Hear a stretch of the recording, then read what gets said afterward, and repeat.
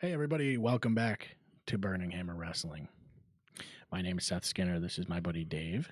Yeah, it's down here or whatever, right? Down there. Yeah. So now we're acquaintances. You can go to w.gg, help us out over there. Please do. It's good stuff, too. Yep, there's our promo code on the screen. 10% off. And support the show. Yeah. So, that out of the way. Today's episode is a banked episode. Yep. And we've done these before. They're just for the future. So no current events. I'm sure we'll probably reference current events in some way, but we're not going to focus on a current event show. We're literally just going to fucking shoot the shit about wrestling stuff. Which might totally suck because something probably just happened that was really cool. Who cares, though? Yeah. Yeah, true. This might get used right after something wicked crazy like Stone Cold Steve Austin comes back or something. But announces full year retirement tour. Yeah. Full disclosure, we already know for a fact there's some renovation stuff that's got to go on in the studio. So we're just banking right away to make sure we are covered if we need it because of scheduling all that shit. So, so I don't know. It's like we sit here on these episodes where we don't have things to talk about and we're like, man, what are we talking about? And it's like, we're just spitballing. I'm Manchurian Candidate and go, and I'm back and I go, we did an hour and 20 minutes. What did we talk about? I hope it was all wrestling. And it is. It is. Yeah. When you're fans for your whole life, you've just seen so much weird shit and so much shit to talk about. Yeah. It's like I said before, before we started, it's like we just need a jumping off point and then we'll just be able to go. Yep. And so we were talking about jumping off points at that. And I was always. So we're like lifelong gamers, but not like we're like. Well, gaming's what got me into wrestling. Gaming is such a huge part of our lives in a way that there's tons of people that are in this same boat, but it's where I'll play legit any genre of game from JRPGs to sports to whatever. And we grew up in the 90s when video games were just the shit and was crazy. So of licensing course I always think about that. The thing about that was back then licensing was a thing where you could have a bunch of different publishers and a bunch of different games do the same MLB game or a WWE WWF at the time game. Yeah. And so the reason I bring that up is because anytime we're like, what do we talk about? I always am like, well, what can we talk about that has to do with wrestling video games? Because it's just easy. We just know every single thing about we're not some expert geniuses know every single fact about a wrestling game. Yeah, we've just all spent thousands and thousands of hours playing wrestling video games. Yeah, so and that's why it's easy. However, I thought it would be a good idea to talk about, well, we both did a few things. We had obscure wrestlers that are just who cares guys from any era that we thought were either funny or were underrated. We were talking about entrance music that we liked, or entrances that we liked, entrances we liked. Yeah. I'm going to start it right off the bat. One of my favorite entrances ever was R-Truth's when he was a heel and he was doing the little Jimmy thing. Mm-hmm. And he stopped coming out to music. And you would just hear, the truth shall set you free. Yeah. And then he just walked out to no music. That is so godly. That's one of the most amazing things ever. and fits double criteria. One of my favorite entrances and entrance themes was nothing. Because it was so different than everybody has an entrance and a theme. No music is crazy. It was so crazy to see none. It was just so funny. It's like create a character in a wrestling game where you didn't finish making them and you realize you didn't get to the entrance. Cena could have done that if he wanted to. Said, you get nothing. You guys get nothing. Yep, he could have. Because he was already going with that kind of thing. Absolutely. You don't even get the theme song anymore. Yep. Yeah, I was just always. I'm a Triple H fan. Oh my god, the game, dude. His whole entrance. When the game happened, that's one of the greatest entrances ever. Yeah, it is. Oh, for sure. the green lights and the fucking. But also just having a metal band, first off, is perfect because it's high impact and it's heavy and it's intense, and having that just boom, and the crowd instantly knows who it is and goes, it's dude, yeah, so good, so good. And he was just an intense guy. Yes, and you know what? It went well with his character. It did. It and did. Even his voice, right? He has that raspy voice like Lemmy does. Yeah. And I think a lot of my favorite entrances are guys that are intense and have intense entrances. Mm-hmm. Like one of my favorite single entrances ever was Goldberg versus Brock Lesnar at SummerSlam or Survivor Series 2016? The one where Goldberg squashed Lesnar, which I thought was awesome. It was so unexpected. It was during the era of Lesnar having a lot of squash matches with guys, and the crowd was getting pissed about it. And then Goldberg came back, and that entrance is just so special, dude. Like the way it was filmed, his music is awesome. He was just maximum intensity. And all of his entrances, like Goldberg has always been that, you know what I mean? Well, the Goldberg thing that one especially was really good. It always is cool, like the backstage banging on his locker room door. But that one is special because, like back in WCW, they did that. Like Halloween Havoc, there's a wicked good one where he's walking with all the armed guards and stuff like that, right? And they knock on the door and he comes out or whatever, but he's just whatever. But the 2016 one I'm thinking of, they knock on the door, he kicks it open and walks out and just screams, ah! It's like, it's just so intense, dude. So intense. Well, that's one thing Goldberg always brought was intensity. Yeah, yes. You know, which I love that in guys. Braun Breaker is like super intense, but he's not Goldberg intense. No, there was a different thing. I also love Braun. Yeah, and but Goldberg was roided up, like jacked a bunch intensity. Of theme songs with him. Yes, and the one I liked the most kind of just sounded like Black Album Metallica to me.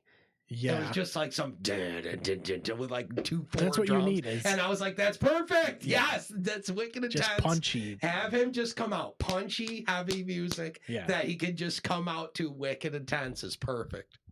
Yeah, cause, I mean, you know, a lot of guys. Brock Lesnar had that. Yeah. Oh, yeah, yeah. And it's just you know, it's just like a generic riff. That's all it needs. Wicked generic riff. Very generic. Well, Stone Cold's is like the best example of all time of that. Yes. Yeah. True. Yeah, and Austin's worked great. The glass shattering was like the big thing. You know? That's the key to me. The key to a great entrance and a great soundtrack, or a great entrance theme, rather, is all about how it's written the first, and like, how 3 it seconds. Starts. Yes. Like even LA Nights, I love because you hear that digital, like that vocoder, like LA Night, and it's in, and the crowd goes, "Oh yeah." Yes. You know what I mean? Well, that one I love because it's like timed perfectly. Yes. Right to where, like, right when they say night, it's right when the crowd is recognizing it, and then they go, God, that's when the pop happens, and then the song slams. It's like right at the same time. They do. That's it's almost scientifically developed. Yep. And you know, like, you know, obviously the game hits hard. Oh yeah. And then you have like Austin's glass shattering. Of course. Jericho even had kind of that where you hear the countdown and you know that that's what's happening. When he had the countdown, it was great. And given in AEW with Judas, that's cool too. Because it's a good song's cool. You know, it's like the biggest hit his band ever had. Yes. And Fozzie's cool. I always liked Fozzie. Admittedly, like, I don't even know if we've ever talked about it on the podcast. We're both lifelong musicians. Yeah. Like MAGA big time. I've been playing, like rock music. Rock music. Like hard rock. Oh my God, dude. But no, all seriousness. So obviously, like, we're gonna be predisposed to some of the metal themes. Yeah. One of my favorite entrances is Rey Mysterio.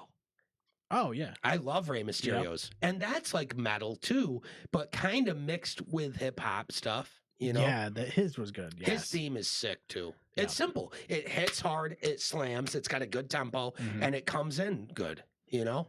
But my favorite version of it ever is when he returned at the Rumble and they cut the beginning to just slam in with the riff or whatever. Yes. And the crowd went fucking crazy for him. Yeah. And I love the Titantron too, how they have like it's his face and it's just flashing. The flashing all different masks is so cool. Well, man. he still has that. He does, yeah, for sure. It's great, dude. Yeah, he's Ray jumping out of the floor was crazy. Oh, back in the day too. Like who's that jumping out the sky or whatever? Yeah. Dude, that was good too. That was wicked good too. But the Booyaka one is fucking sick. Booyaka's next level. Yeah, I love that. Yeah, that's sweet. I love it. Yeah, a lot of these ones that hit fat, like even The Rock when he goes, if you're some, and it's like it's right off the bat, you know it. Yep. Yeah, it's recognizability. To me, that's the most important part of a theme. Yes. If you don't have that, it helps to have something that people can sing along to, or has moments baked into it. And so this is one thing I don't like about Cody's entrance music is the wrestling has more than one. I hate that. I wish they would cut that. I wish they would and just go. Wish they would cut it. I wish they would cut the wrestling as more, because we know. You don't have to tell us anymore. Yeah. We know it does. And it has You're this the weird, top guy in the industry, though. Like this weird noise that it does. Yeah. It's like I don't like that. I wish it wouldn't have that and just come in. Yep. And I think that would punch a lot harder. Couldn't agree more. I feel like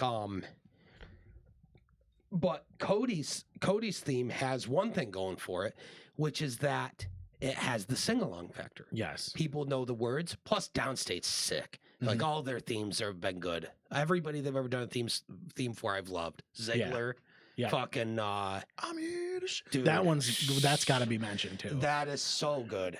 It's so good, dude. I want to see Ziggler back in WWE so bad as himself. Yeah. From TNA. You know what I mean? Dude, the fucking his taunt and shit is his character was great. Man. He was so I good. loved Dolph Ziggler's character. Me too. To me, he is one of the most underappreciated guys ever. Yeah. Ever.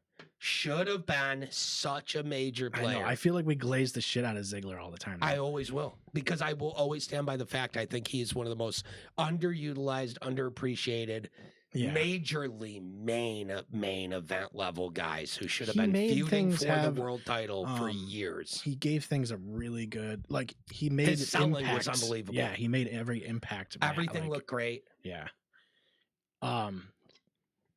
Orton's got a great theme song too. Oh yeah. And it's like part of it is like they made the theme song great because they're great, right? Yes. So it's like, but that's true. That's true. But it is a great theme song. Yep. But it comes in hard too. People sing along to it. Yep. And that's part of, it's just a huge part of it now, especially things like CM Punk. Everybody sings along to he's got a great theme Cult too. of Personality. I mean, it's fucking living color, but but still, it has that the intro to it. Yeah. The fucking static. Dude, so good. I feel like a lot of great themes have to have that. And here's a really complicated example. Seth Rollins. I actually hate the Burn his It Down music. I could not hate. He is my most hated music of any top guy. Yeah. Hands down. You know what's annoying is that the crowd is, so the melody goes, oh, oh, oh, whoa. It does that. They in the never song, do that. But the crowd doesn't do that. No. Here's the thing, it's really kind of bugs me. Having him get the crowd reason. behind him and sing with him, that's what makes it good. Yes. But the music accompanying it is so soulless and generic, and it doesn't do him justice. I wish so bad that he had a different theme that still utilized that chant. As soon as the Burn It Down thing came out, I didn't love it. Yeah, I mean, in general, I just didn't really like that music. Yeah, it just doesn't. It felt too like it was just programmed, thrown at a wall, generic shit to be heavy without really writing anything memorable that catches the audience. What caught the audience was the chant. You know who has really good entrance music and it's underrated is fucking Drew McIntyre. Oh yeah. That is sweet. His entrance music is wicked cool. Yeah, it is. Yep. It's so cool. Yeah, I love McIntyre. This one also. And he also has like that sword sound to announce that he's coming. You know what I mean? Yes. That's great. This is another one that was one of my favorites. I don't know if you can hear it. If I can play it through here. Oh, Sasha Banks. Sasha Banks. Yeah, she had a wicked cool theme. That one is great. That's a great theme song. Yep. And you hear that the intro, and you instantly know. Yeah. Yep. That it comes in fast. It's got like Yep. that one was perfectly developed for her character, dude. Same with Bailey. Bailey's old theme too. Yep. Was the same way. Yeah. Yeah, man. That is such an unbelievable. I feel as a wrestling fan, not to get off topic, I'll be quick. But hearing about Sasha Banks, I am so incredibly grateful as a wrestling fan that I got to be a fan as an adult and fully appreciate what it meant and how big of a deal it was to get to live and watch live when it was happening, that first generation of NXT into the women's revolution and the 4 horsewomen and shit. Some of the best shit I've ever seen in my entire life watching wrestling came from that era of that show. Yep. And Sasha Banks and Bailey and Becky and Charlotte were such a big part of that. Yeah. But anyways. Yeah, because I think it was after Revolution, I watched Mercedes Moné's match. Mm-hmm. And then I was like, man, Sasha Banks was fucking great. She was so good. And then I went back and watched some of that shit. And then I was like, wow, her theme song is perfect too. Like everything, her character was dialed in. She was just she is one of the saddest people leaving WWE for She's designed for main event matches. And I think WWE though. Yeah. Well, that's the problem is that Tony got a hold of her and said, she's designed for main event matches. And that goes, here's all the belts, take all the gold. Yeah. They didn't. Why do we have a belt collector? That's not what she needed to be there. It's just a bummer for me because she was one of the top women's wrestlers in the world in WWE, working with WWE's system though. Mm-hmm. And she hasn't been able to recapture that in AEW. And it's been a bummer because I really, really love Sasha Banks, man. Yep. She's one of my favorite women's wrestlers ever. As Sasha Banks in that era of WWE when she was a top guy, she had some of the best women's matches ever. She was one half of my favorite women's match ever, which is her versus Bailey for the NXT Women's Championship at NXT Brooklyn 1. Yeah. That is literally the best women's match I've ever seen. Yeah, and it was like the curtain call of the 4 horsewomen. She was in a lot of great matches, though. That's the thing. She was. One of those, she was just in that group, and she went on that wave too, and she helped carry him. So I think it's just one of those unfortunate things where I just hope someday she finds her way back. I really would like to see it. Yeah, that's another theme song. Like bang, that hits instant, and that pop would be crazy. Can you imagine when her contract comes up at AEW if she does actually come back for Triple H now that Vince is really truly gone? Yeah. Because you kind of smell it that some of why she left was because of Vince shit. And she's just not, because she even said when she went to Japan, Triple H texted her being like, I'm so proud of you. Do your thing, girl. Like, don't worry about us here. We're all rooting for you and stuff. And she was like weepy talking about it and shit. So you can tell there's real, genuine mentorship love between her and Triple H and Triple Regal H's, and shit and Dusty. You know what I mean? NXT. That was his baby, was the NXT. And same with Dusty and Regal and shit, dude. Well, it makes a lot of sense. You know, he was there probably being that mentor throughout that whole thing. And of course. So I think now is the time. Whenever she's done with her contract at AEW, she's got to go back home. And I really hate when. And that's not to say I don't want to see AEW do well. I just think her as Sasha Banks just makes way more sense. Sure, that's it. I think I don't love Royal Rumble returns. Me neither. I would much rather. I'd rather see a promo. I'd rather see like Charlotte in the ring feuding with fucking. Whoever.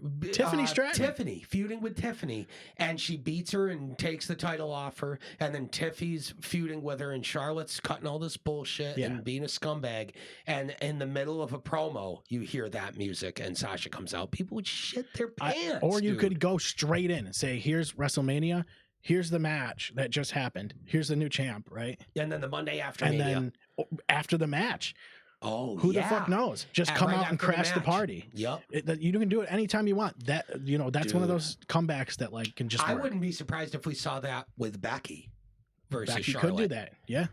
Yep. But I badly miss Sasha as Sasha in WWE. Yeah. I really do. It just kills the moment, like when Alexa comes back on at a Royal Rumble. You know, I think that's great. And she's done good shit since. Yeah. Like she was in the chamber and shit. And it is a surprise, and it's great. But like it's way cooler when it's an arena show and just all of a sudden, bang, they're there. Because it's just such a huge moment. And it's about them. It's not about the match. And it's about celebrating that they're here. And here's like what happened with Orton coming back at War Games or whatever, right? Survivor Series. That was cool. But the really big thing was Punk coming back. Yeah. And then Orton in the back when Punk comes through, he's just like, you fucker. You couldn't let me have 5 minutes of soaking it in, and then he's like, "I'm just kidding, man. Yeah, Get in here, brother." But it's so good. But I feel like I love watching that shit when guys come back, or when the guys Hardys coming through the curtain after when the Hardys matches, came to what was it, WrestleMania that one year? Oh, that was huge. And they were underneath all the shit, and Jeff was talking about how he fucking had to be hidden the whole time. Yeah. Yeah, it's cool because just nobody knew. And then they win the tag titles immediately. They come back and win the match and get the tag titles. I wonder if the New Day knew that. They had to have. They had to have. Because they were the ones that called them out or announced it. But they had to have. There's no way they didn't. Yeah, they had to have known it. If they didn't, that's wicked cool for them. It would have been cool for them too. Yeah, it could be because they didn't say the Hardy Boys. They just said it's Hardys. Yeah, they just said who. Who? Right. They said who a bunch of times. And then the Hardy music hit, and everybody in the arena took the roof and went, bye. Yeah. You're gone. You know what's funny is they were talking about that theme song and how that's a great theme song, too. Yeah. And it's just, they found it like it was like a royalty free song. Yeah. And it still is. It's not even, we could play it on here and we wouldn't even get in trouble for it. It's pretty funny, though. I love that shit. It's so good. Yeah. I think one thing we should write down for next time we bank an episode is cash-ins. That would be fun to talk about. It would be. I mean, obviously Rollins would be the top one, but ever, yeah. No, Tiffy. It's up there. Tiffy's one of the best I've ever seen, and Rollins is one of the best I've ever seen. No the Rollins question. one was just a huge moment. At Mania against Reigns, and Brock could just steal all his thunder and walk away as the after champ. he had a match. So what a different level. You know, that match was great between him and Orton. It was. Dude, that match was fucking awesome. That spot where he jumps up off the stomp. Man, and they said they hadn't practiced it. Yeah. They said they just had to do it. And Orton was like, fuck that, I'm not fucking practicing that shit. How do you do that? Yeah, that is... Because they're that good. The body control of guys like that is so next level, it's not even... You can't wrap your head around it. Does Rollins land on the mat and then jump up? No, he runs up to... So Orton's bent over. He runs over to him, jumps up to put his head on his whatever. Yeah, but does his left foot hit the mat? Because how does he get the momentum back up? I don't know. But he flies in the air. Yeah, way up in the air. And then flattens out and takes the RKO. It's insane. Because one of the best RKOs ever. Yeah, I don't know how that worked. Unless Orton's somehow pushing him up in the air. I think he is. I just don't remember what it looked. I'd have to watch it to really be able to see it. You know what I mean? It happened fast, too. Happened very fast. It was like, and it's just so sick. Yeah, because I can kind of remember it, but I just don't know how he's getting that vault into the air like that. That's crazy. Because they're nasty. Because one foot has to be on the guy's head. Yeah. Or on his neck. Speaking of intense entrances that I loved, Ultimate Warrior. Oh, yeah. Just fucking and he just full sprint, gasses himself before he even gets to the ring. Yeah. Shakes the rope, and then he's completely blown up. And he's like, great, now I'm huffing and puffing to start. Yeah, it sounds like But as a kid, I was like, I love this guy. Yeah, he was fucking fired up, dude. Yeah, dude, I'll never forget WrestleMania 12, I think it was, when he faced Hunter Hearst Helmsley as Hunter Hearst Helmsley, though, back in the day when he was like the, you know what I mean? And we loved Warrior and hated Triple H, which he was doing his job perfectly. Yeah. Now I look back on Hunter Hearst Helmsley era and I love it. It was kind of sick, yeah. I love it. It's wicked funny. And he was so good, dude. And we recognized that he was good as a wrestler. even as kids, but we were like, he's the guy you're supposed to hate. So we were like, fuck this guy. Yeah. And then Warrior came out and just had the most hilarious squash match with him. And Triple H like hated Warrior for years over that. Because I guess, I mean, let's just be real about it. Everybody says Warrior was a nightmare to work with. You know what I mean? Yes. But that's, with all due respect, I think he had a really great redemption. Well, things were different. Like, big time different.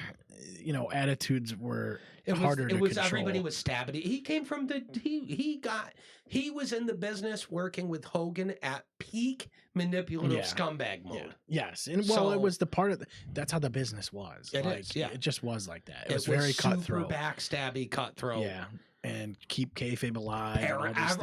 Everybody says everybody from that era was the most paranoid dude. Well, John Stossel found out the hard way, dude. Remember when he got slapped in the fucking face? Yeah. I think it's fake.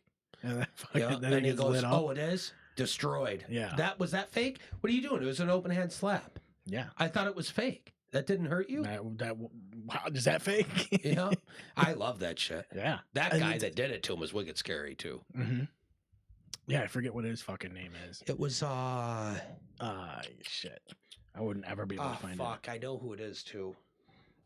Yeah. Just one of those old school hard weather guys, though. That type of guy. Yep. And you know, it's like they didn't take disrespect to the business and all that shit. And, I've seen Orton be in interviews and be like, "Excuse me, what the fuck was that?" You can't do that. We are fighting on camera now. You just can't do it. Yep. You can't do it. And then I don't know if dude, it just happened with but John Stossel knew what he was doing. Austin Theory and Grayson Waller just had a moment like that, like last year, and they won a ton of respect points for that. Right. That's right. In Australia, and the interviewer tried to say some stupid shit, and they just were were on some talk show bullshit. Yeah, LA Knight was there. It was LA Knight and Austin Theory. That's right, and Austin Theory just went, "Oh, or was it Grayson Waller?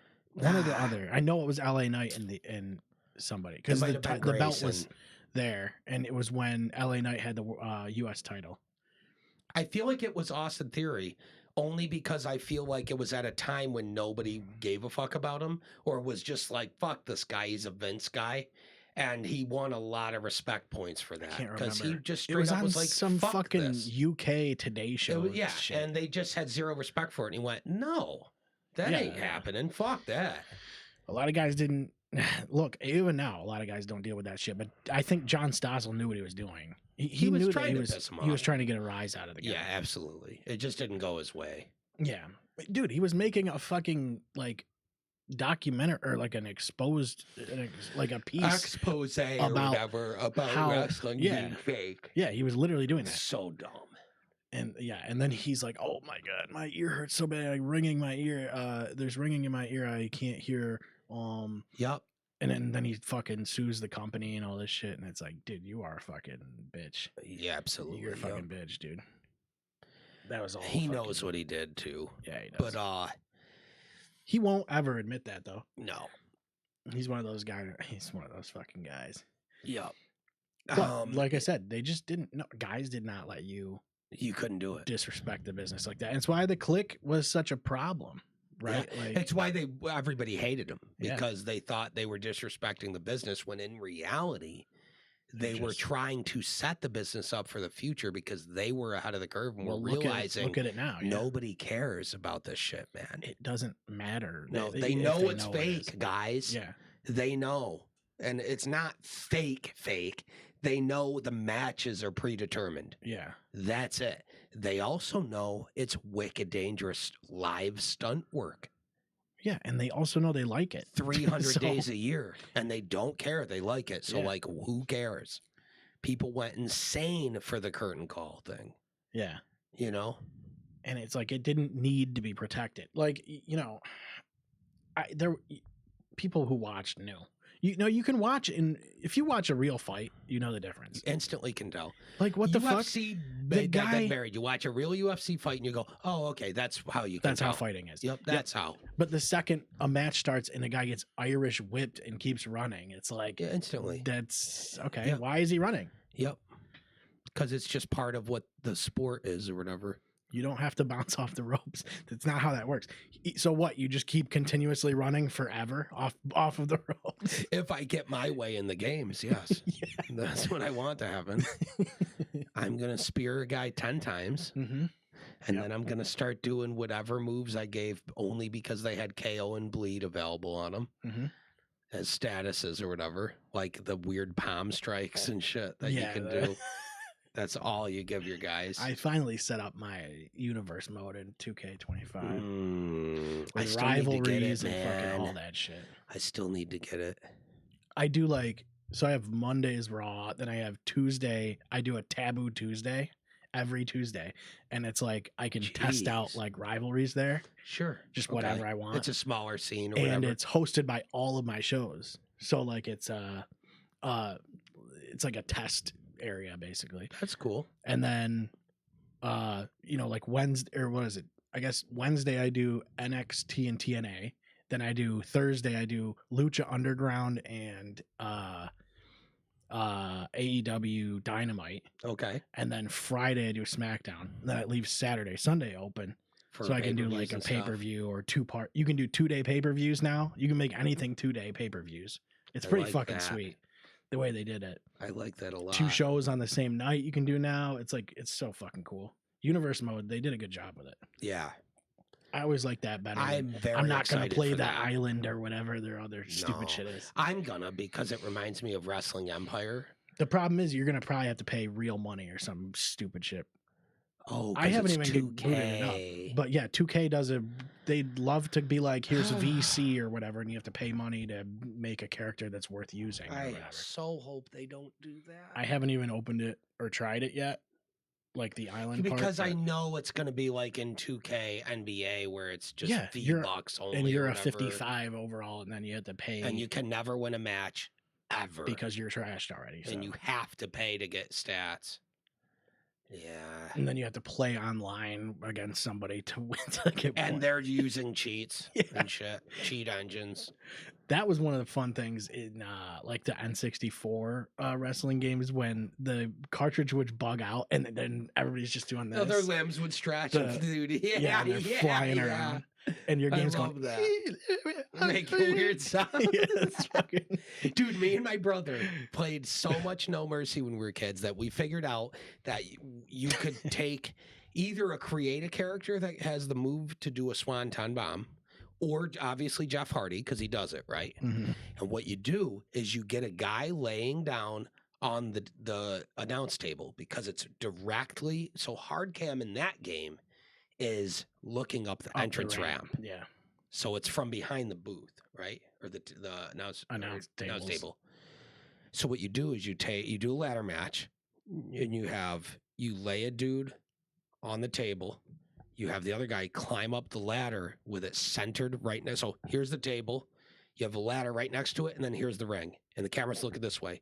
You get a guy laying on the table. If you climbed up the ladder and you do a Swanton Bomb to him, specifically, because the exit of the Swanton is like, I'm going to use Flair for this. He hits it and then rolls and stands. And stands. And what happened is he would come off the ladder, hit the Swanton, roll, and be out in the audience. Outside. And then you can take him and just run into the darkness, and it'll let you run forever. And me and my brother did that, and both did it to a CPU guy before he could get up, and got out and just ran the opposite direction. And it just zooms out forever until the ring is just a dot on the screen, and you're like a mile away. Oh, it zooms out. I was wondering what the camera would do. Because it zooms out to show both of you, and you're just going running different directions. That's fucking hilarious. Yeah, so good, dude. I had like a couple of years ago in Madden that happened, but like he like ran through something happened like with some kind of animation. Mm-hmm. And then he was on the other side of the wall after the touchdown, and then he started running or some shit. The entrance, like the whatever they call it, the gateway there, the tunnel. Yeah, the tunnel. The corner. Yep. And he's like there, and then he just runs, like full sprint, runs down the tunnel, and it just like fucking froze my game. He just must have been on like infinite running. I love that. So he just ran forever in the tunnel, and it just couldn't get him back, and it was done. Yeah, and you could see where like just the art was there because he just disappears. Even though he's not at the end of the tunnel, he just disappears through it. And you're like, what do I do? Guess I'm restarting. I love that kind of shit, dude. Like old N64 games had the best like fucking bugs, dude. That fucking and then like you get stuck because you can't do anything. You have to like turn it off and blow on the cartridge or whatever. Yep. I also loved the like playing the SmackDown games on PS1. It was the same thing. Like it was just a shit show with glitches and stuff. Yeah, SmackDown Shut Your Mouth. That's the one. Yeah, that one was fucking That's sick. the one. That's the best one, man.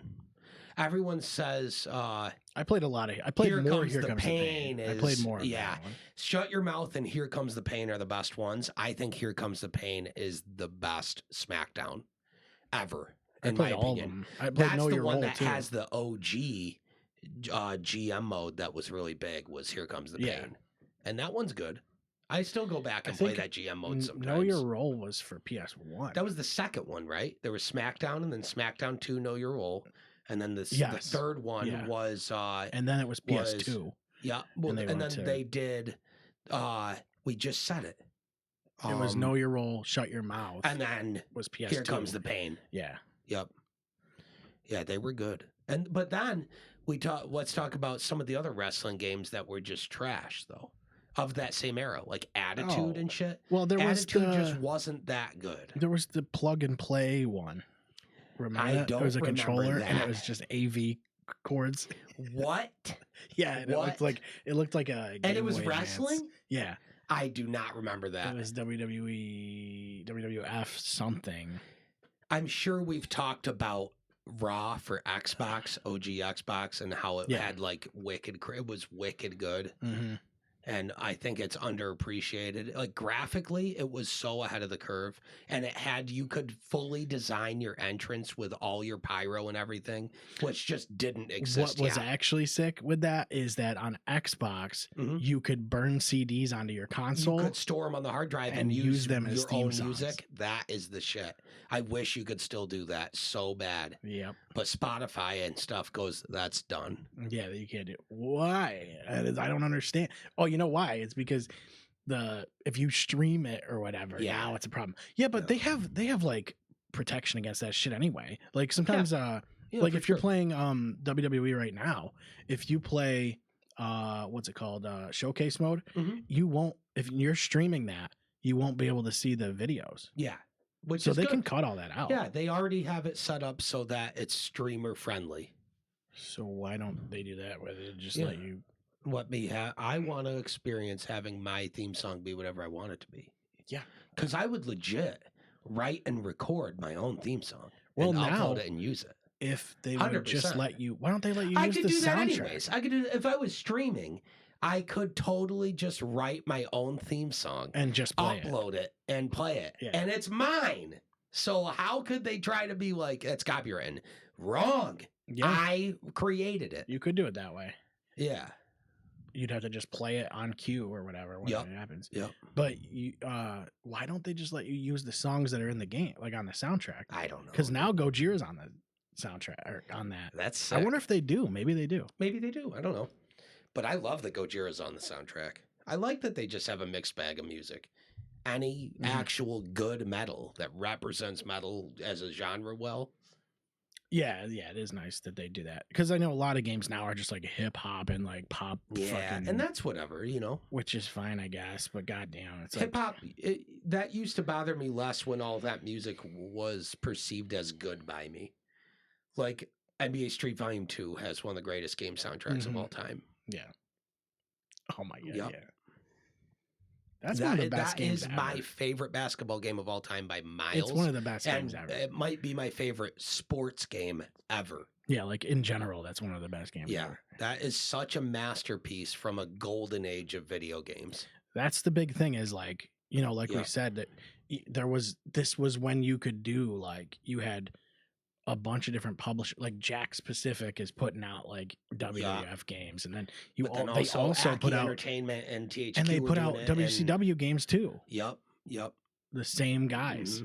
Like there was none. I think one of the things that hurts the video game industry the hardest is specifically exclusivity to licensing. It should be illegal. Yep.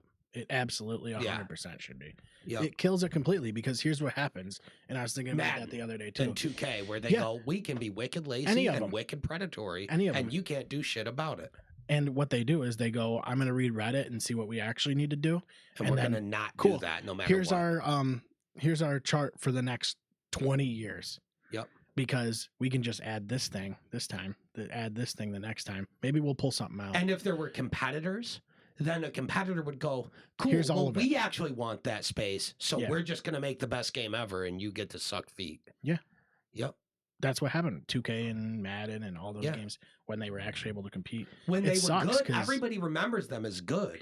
Yeah. And it's because they remember all the good ones from when there was still NBA Live and NFL 2K. Which is why it sucks that AEW like Fight Forever didn't go. I wanted that to be so good, dude. Yeah, because then it would force them both to be better. Yeah, agreed. And I think that WWE 2K I don't even think it was bad good the past couple of years, and so I think that forces AEW to have to do something new, and they're not. They're just trying to still ride Fight Forever. Well, I didn't even think Fight Forever was that bad. Me neither. It just really wasn't. It under-delivered on what people were expecting, I think. I don't think it had. Well, I think what people hated was that they had to keep buying characters. You will always miss me with predatory business models like that. Well, it's tough because they wanted it to be that game, and that's it. Instead of because 2K goes every year they come out. That's true, and I can respect. And you have to put DLC wanting to out. Support one game for a while. Yeah, but putting out 50 character packs feels like Sims shit. Yeah, when you should have just made a pack for $10 that has like a bunch of characters in it instead of like one or two. Time. That's beat. That's predatory. That's a real problem. Yeah. Yeah, like even WWE doesn't do that. When they do a DLC, it usually has a bunch of WCW shit pack or ECW. And it has a bunch of guys and a bunch of arenas and belts and shit. Show pack. Yep. Absolutely. People weren't big fans of that. Nope. McAfee's in the new one still. He should be. He's a fucking commentator for the show. Yeah. He should be in it. Although you should be able to play Michael Cole too, though. You should. I totally agree. I think you should be able to play Jim Ross and fucking Jerry the King Lawler too. Mm-hmm. And I want to be able to fight him like I could in like No Mercy. Yeah, where you can fight Jerry the King Lawler and just put him through tables over and over again and shit. Yeah, I loved that shit. Yeah, one more match. In SmackDown, I would only ever face Vince and Shane. Mm-hmm. And just destroy him. Shane was great because like he literally he was like, I feel like I have something to prove. He wicked did. And so he just would always go out there and be like, I'm just the ballsiest guy because that's what I'm not going to be the best in the ring. No, although but to his credit, I didn't think he was super terrible in the ring. He wasn't that bad. He wasn't some major technician monster, but he was good. He understood the storytelling. Yeah. And that's got him a lot farther. Yeah, he was better than a lot. And he was willing to fucking bomb. Yeah. Bad, sketchy, but like how many times did he fucking jump off the angle match, the Blackman match, where he takes the kendo stick to the back and just free falls like 60 feet. The fact that he was jumping across the entire ring, the coast to coast. Yeah, I mean, come on. Yeah, and he did it well. He was athletic. Like it's absolutely. Not like he absolutely he was. And he got. I think it was like, I'm gonna get the business, and like he probably thought he was gonna get the business originally. I don't know the fucking like I don't know how that all worked behind the scenes there, but with Vince and how he, as a fan, I think it ended the right way. Oh, of course, with Steph and Triple H running the deal with a team of the best legends from the business, like The Rock on the board, Shawn Michaels and frickin' Undertaker and Booker T and Bubba Ray and like fucking William Regal, and all these guys are just actual guys that are legendary geniuses of the real business that have done it. Yeah. They're such the right guys. And Matt Bloom, who's also super underrated and is so good. Yeah. Super underrated. He's been the head trainer at NXT for years with Norman Smiley down there with him. I think Norman Smiley's still with him there. I don't think he went to AEW, did he? I think he's still at NXT as one of the trainers. He's also just super underappreciated. Yep. I think now as trainers, these guys have gotten more appreciation, though. There's a lot. Well, yeah, a lot of these guys. Well, yeah, and you can also be under WWE contract. They get, they get paid well for sure. And now they're working on. Have you watched Stephanie's Places yet? The first episode came out. I haven't yet, dude. It's wicked good. Yeah, I would imagine it is. Yep, wicked good. They in the beginning of it, the way the show opens is they show Steph coming back for the first time in years. And coming back to the new headquarters building they built. And she walks in and immediately what she sees is this fucking like 2-story tall mural of Andre the Giant with the old winged eagle belt. And she's instantly crying. And it's like, it's wicked, dude. It's What's it on? Really good. Is it on YouTube or no, I think it's on they probably ESPN have it on or something like that. ESPN's been sharing clips from it on their channel, though. So maybe it's on ESPN. I thought it might have been on like A&E or something, too. Totally watch it. There's only one episode out right now, and it's CM Punk. Yeah, I saw she goes and interviews him and spends time with him. It's really good. And I can't wait to see her go spend time with Stone Cold. That one's the best because Stone Cold and her on camera had such a hilarious dynamic. Yeah, where he like hated Triple H's guts. It was his greatest heel challenger. You know what I mean? That was Triple H's spot. Yes, for years was the guy who was the scum heel guy that thwarted Austin and Rock. Yeah, in the top of the company. You know, that's what you need, though. You have to have it. You have to have that. The Randy Orton. Yes, yeah. To John Cena's hero or whatever, you have to have Orton. Yeah. Well, even Triple H saw that too, though. That's why Evolution existed. Absolutely. Yep. Yeah, it's why if there's ever going to be a time machine, reign of terror, and now you look back on it and go, "Oh, he was the heel. He was the guy that they needed. He was the guy everyone chased for the belt. You've got to have that. Yeah, that's why he was so fucking big. Yeah. If they ever invent a time machine that like splits into different dimensions, like timelines or whatever. I'm trying to go back and see what happens when Shane runs WWE. Oh man, like when he takes over. Mm-hmm. I'm trying to see what happens. It would be more extreme. I'll tell you I'm trying to see what happens if Starrcade 97 didn't end with a Hogan scum and just had Sting with no run-in and all the overbooking. Sting, just after 18 months of story, just beats Hogan clean. He taps in the middle of the ring to the Scorpion Deathlock, and he gets the belt, and then they don't make all the fucked up mistakes, and it just keeps going under Bischoff with momentum. That'd be a cool thing to do with, like, Universe Modus, like, make alternate timelines. Yeah, absolutely, dude. Absolutely.